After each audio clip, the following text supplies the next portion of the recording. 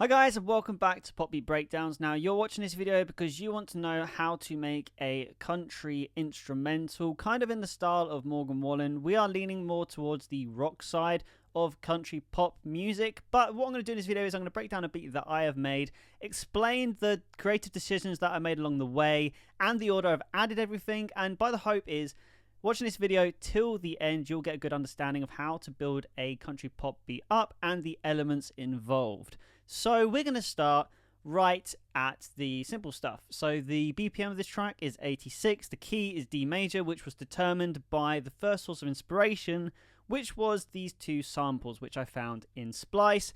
Now, the reason why I use samples is obviously because they're the royalty-free, but I find that samples are a very good first source of inspiration. It's a resource that's there for producers. There should be no shame in using samples. I used to be against using samples because I thought it was a lazy way of producing, but as I've grown as a beat maker and uploaded 800 beats to date on beat sending sites, samples have been a very helpful contributing factor in the longevity and the consistency. So with that little speech about samples out of the way, these are the first two samples which I just put together.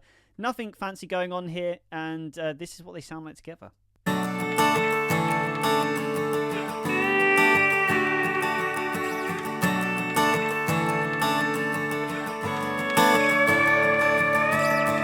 So as you can hear, we've got some kind of ambient electric guitar, so if you want to record it in yourself, that's what we're kind of looking for. And then we've just got acoustic guitar playing, very simple, just strummed. But this is a very solid foundation to build a beat around. So the next thing I wanted to do was I added a drum beat, and I went the lazy way around today with the drum beat, and I found another Splice sample, which was 86 BPM. This is the last of the samples after this, but when I was building the beat, I just kept getting inspiration from Splice. So I added this drum beat in.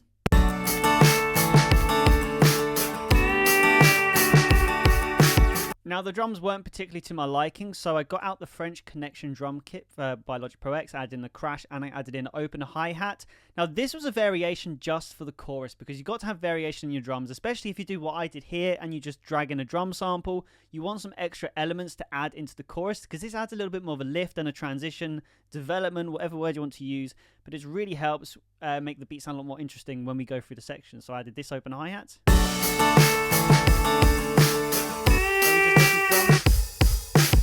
Without, very dry, and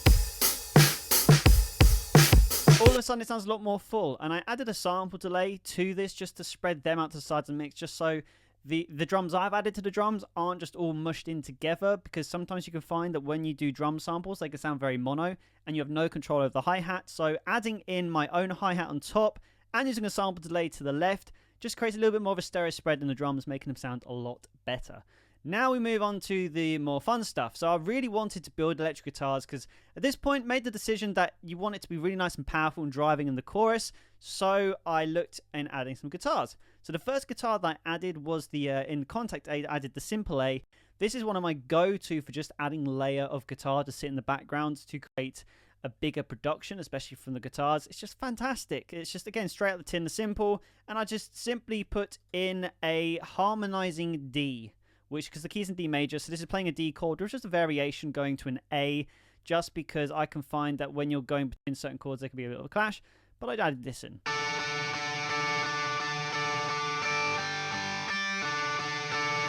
Now, by itself, it sounds a bit weird, but if you start adding more guitars to it, the context of it sounds a lot better, less MIDI, and less bitty. So next thing I did is I added in just a driving Simple A again. This time it's just following the root note of each chord as played.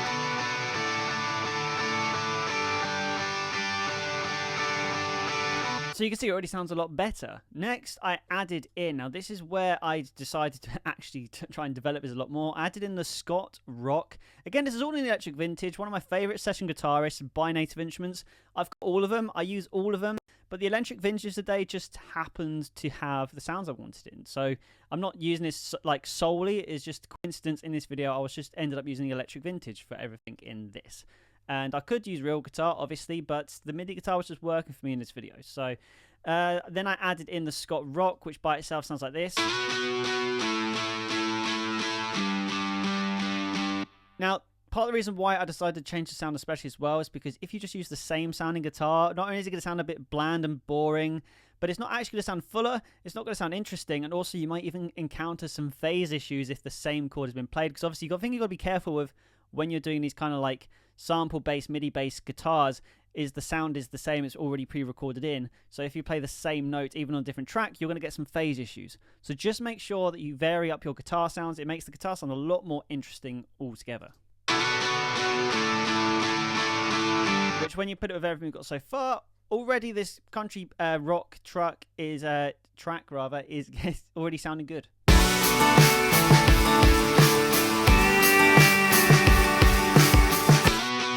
Okay, one thing I love to add next is piano, and especially compressed piano. I feel like it's something in a country track can lay a really nice foundation. It's got that low warmth, but also that nice little like stabbiness you get in the low end of a piano, which can really help with chord transition. So you really hear each chord developing through the instrumental. So firstly, what I've done is, if we listen to it by itself, this is the piano that I've put in. For those of you who are wondering what the piano is, it is the compressed pop in the Maverick, my favorite piano sound in the whole world, just out of personal preference.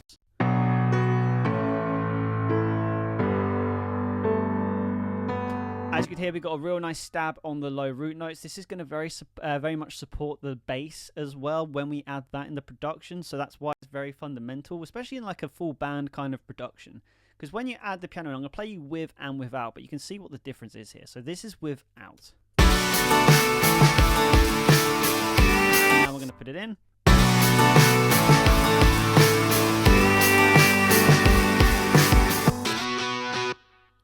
Just quickly check, I'm getting some phases here. There you go. I don't know why the hi-hat sounds out of time, that's really weird. So, then that really next goes on to the bass, which makes a lot of sense because I just add in the low piano. So we're adding in just a bass guitar. The bass that I've added today is the Rickenbacker bass, palm muted. It is my favorite bass for full band productions. I like to add in a lot. So it's just nothing fancy going on here, just the bass line. Which kind of just following the piano, because again, as I said, there's a lot of effort going into the low end and like the low bass line in the piano, so I wanted to make sure they work together.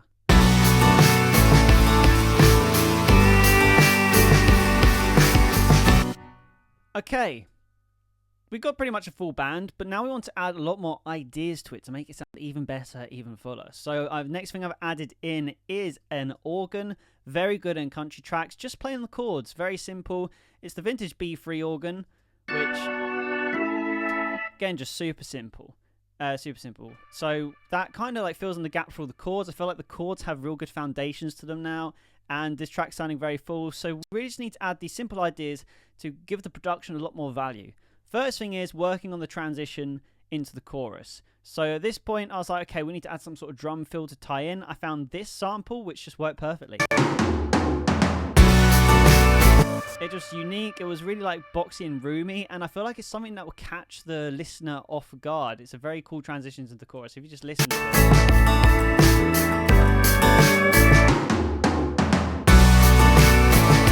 It just sounds very cool. Again, apologies if the open hi-hat is delayed. I don't know what's going on there. It's just really weird. It's just technical difficulties when recording videos sometimes.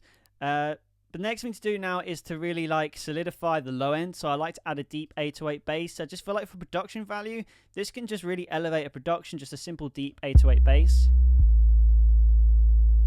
Doesn't even have to be audible, because it's just something sometimes that you feel in the production. So just really good to add. Next thing I added in was a shaker, because I feel like shakers in country productions especially can just really help have something to add in later in the production, but also helps with the rhythm section. And then on top of that, I just added in a click as well, just to strengthen the snares. Okay. So I've only got two more elements which I've actually added in. One of them which comes as a development in the second part of the chorus, because when you're playing something which is repeating this much, you want to have some sort of variation in the second part of a chorus. So I added in a simple MIDI violin, which by itself, again, sounds very MIDI. But when you listen to it in context of the whole production, it sounds like it fits right in.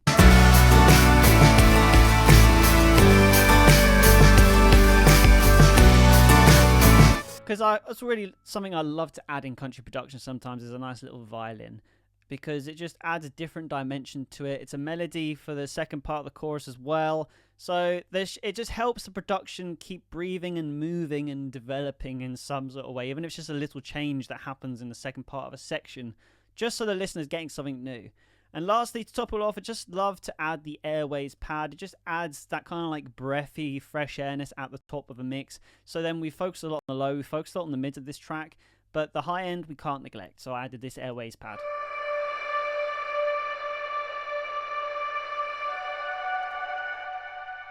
Which is basically just all of the production all together. So when you put everything together that we've talked about, you get something that sounds like this.